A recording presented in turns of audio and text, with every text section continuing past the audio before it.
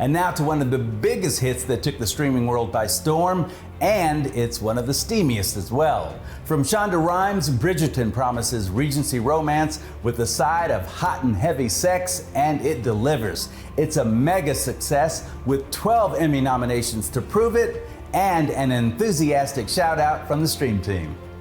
Netflix has a new show, and it's called Bridgerton. We could pretend to form an attachment.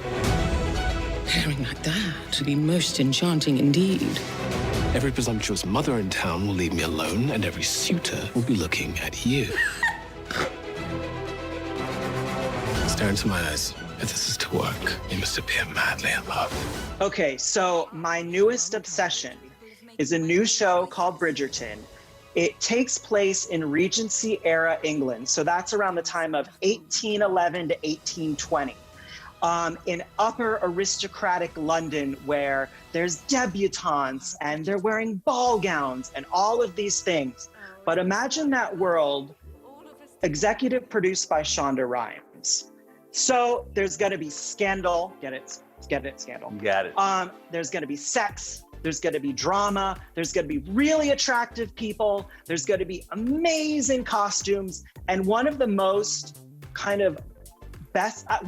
amazing things about this show is the casting, because I cannot remember a time where I have seen a period piece with an eclectic group of people and people of color of all kinds, but also seeing people of color as dukes, as ladies, as the queen, something that we've never really seen before. And it is one of the most beautiful shows I've ever seen. The sets are just these grand, lavish ballrooms and gardens. And I don't want to give away too much because Netflix will kill me.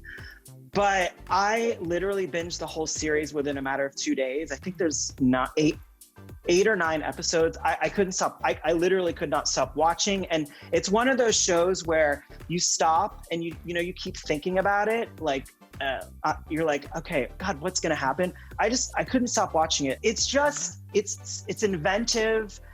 I can't recommend it enough. Andrew, is it kind of like, I haven't seen it yet, is it kind of like a Downton Abbey with some diversity? Yeah, it's like a Jane Austen era. Oh, and I forgot to mention the best part is there's a Gossip Girl twist. Ooh. And there is a narrator through the entire thing. And Rachel, guess who the narrator is? Blake Lively? Julie Andrews. You can't do better. Perfect. Come on. Perfect. My name is Lady Whistledown. You do not know me, but I know you. I'm in. Yeah.